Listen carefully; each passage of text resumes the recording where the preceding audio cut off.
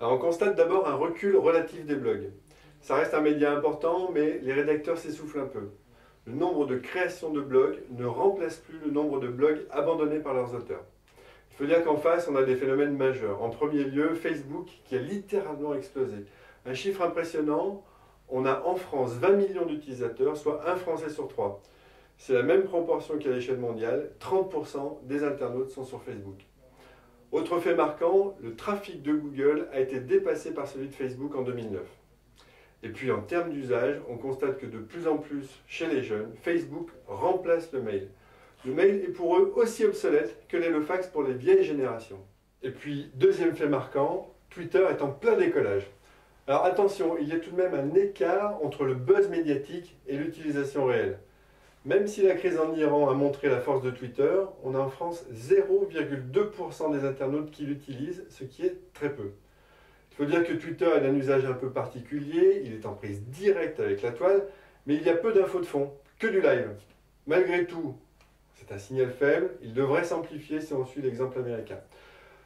Twitter a déjà quasiment remplacé les flux RSS, et le point qu'il faut retenir, c'est que quoi qu'il arrive, que ce soit avec Twitter ou avec une nouvelle techno, un nouvel usage est né et il faut se l'approprier.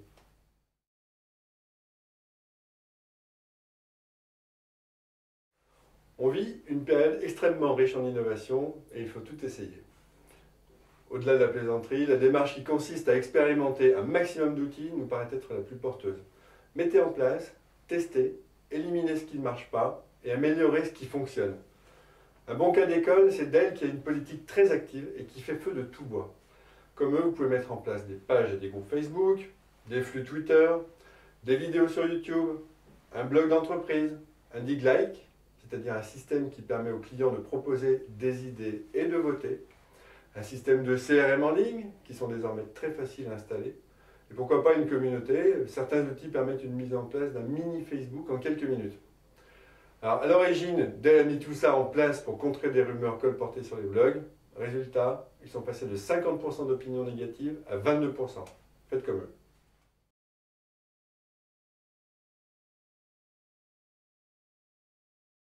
Il faut affecter des ressources, et en particulier embaucher un community manager, c'est-à-dire une personne dédiée qui fera ça au quotidien. C'est vraiment un travail de marathonien et ça demande une mobilisation permanente. Le community manager sera au cœur de l'action, en relation avec les clients, ou les prospects, ou les adhérents, ou les usagers selon les cas. Et sa mission sera triple. Premièrement, il faudra qu'elle anime la communauté en diffusant par exemple des informations en avant-première aux fans de votre marque. Deuxièmement, surveiller les rumeurs, en particulier celles qui peuvent vous nuire, sur les blogs, les forums, sur Twitter. Et puis alors, troisièmement, la mission certainement la plus importante, il faut agir et interagir, c'est-à-dire dialoguer sincèrement avec les utilisateurs, et le tout avec le plus de transparence possible.